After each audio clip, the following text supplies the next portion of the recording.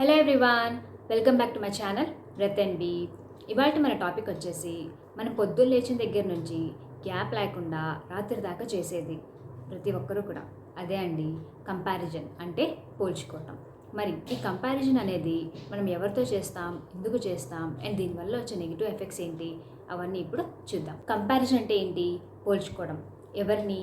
పుట్టిన పిల్లల దగ్గర నుంచి వాళ్ళు తెల్లగా ఉన్నాడా లేక నల్లగా ఉన్నాడా, వాళ్ళ ఫీచర్స్ ఎలా ఉన్నాయి, ఇలా అక్కడ మొదలయ్యి పెద్దవాళ్ళు అయ్యేదాకా పోలుస్తూనే ఉంటాం. ఎల్కేజీ నుంచి మార్క్స్ తక్కువ వచ్చినా లేక బిహేవియర్ సరిగ్గా లేకపోయినా పక్క వాళ్ళని చూసి నేర్చుకో అని చెప్తూ ఉంటాం. ఇక్కడ బాగా గమనించాల్సింది ఏంటి అంటే, అలా మనం చెప్పడం వల్ల వాళ్ళ సెల్ఫ్ కాన్ఫిడెన్స్ అనేది పోయి లో సెల్ఫ్ ఎస్టీమ్కి గురవుతూ ఉంటారు. ఒక చిన్న ఎగ్జాంపుల్ చెప్తాను. నేను చిన్నప్పుడు మా క్లాస్లో ఒక అమ్మాయి ఎస్పీఎల్గా సెలెక్ట్ అయింది. అంటే స్కూల్లో ఎలక్షన్స్ జరుగుతాయి కదా, సో దాంట్లో సెలెక్ట్ అయ్యి లీడర్గా అయింది. సో ఆ అమ్మాయిని చూసినప్పుడు నాకు అనిపించేది, నేను కూడా అమ్మాయిని అయితే ఎంత బాగుంటుంది, చక్కగా మంచి అప్రిసియేషన్ వస్తుంది కదా అని చెప్పి అనిపించేది.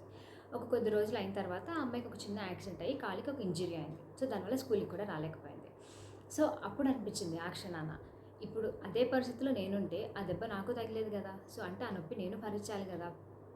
సో ఇక్కడ మనం నేర్చుకోవాల్సింది ఏంటంటే, మనకన్నా గొప్ప వాళ్ళని, మంచి వాళ్ళని, ఎదుగుతున్న వాళ్ళని చూసి మనం ఇన్స్పైర్ అవ్వాలి తప్ప కంపేర్ అనేది చేయకూడదు. మనకన్నా గొప్ప వాళ్ళని చూసి, వాళ్ళ జీవన విధానాన్ని చూసి మనం పాటించాలి. అంతేగాని జలసి, అహంకారం, పోల్చుకోవడం ఇవన్నీ మానేయాలి. ఇవి మన జీవితంలో మనల్ని కిందకి తోస్తాయి తప్ప పైకి ఎదగనివ్వవు. ఎప్పుడన్నా ఒకరి సుఖాలు కావాలి అంటే వారి కష్టాలను కూడా యాక్సెప్ట్ చేయడానికి రెడీగా ఉండాలి, లేదంటే ఆశించకూడదు. మరి మనం ఎవరితోనూ కంపేర్ చేసుకోకూడదు అంటే, ఎస్, మనం ఒకే ఒక వ్యక్తితో ఎప్పుడు కూడా కంపేర్ చేసుకుంటూ ఉండాలి. అది ఎవరు అంటే మనతో మనం.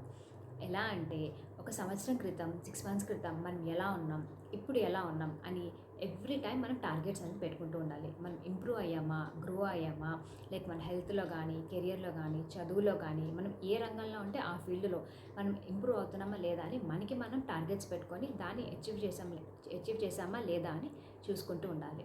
దాన్ని హెల్తీ కంపారిజన్ అంటారు. ఇంకా పిల్లలకైతే పక్క వాళ్ళని చూసి వాడిలా అవ్వు, వాడిలా తయారవ్వు అని ఎప్పుడూ చెప్పకూడదు. వాళ్ళని చూసి గమనించి, వాళ్ళని అబ్జర్వ్ చెయ్యి, వాళ్ళు ఎట్లా పాటిస్తున్నారు, వాళ్ళు ఏం చేస్తున్నారు, ఏ హ్యాబిట్స్లో వాళ్ళు ఉన్నారు అని చెప్పి ఎప్పుడు పాజిటివ్గానే అప్రోచ్ అవ్వాలి. కానీ నెగిటివ్గా నువ్వు వాడికన్నా ఇది అని చెప్పి వాడికన్నా తక్కువ అని ఎప్పుడు కూడా వేలెత్తి చూపించకూడదు. అదండి వాళ్ళ టాపిక్. సో మీ అందరికీ నచ్చిందని అనుకుంటున్నాను. నచ్చితే మర్చిపోకుండా లైక్ చేయండి, షేర్ చేయండి అండ్ కమెంట్ చేయండి. Thank you so much for watching the video. And తిరిగి నెక్స్ట్ వీక్ ఇంకొక కొత్త టాపిక్తో మళ్ళీ కలుద్దాం. Until then take care and bye by.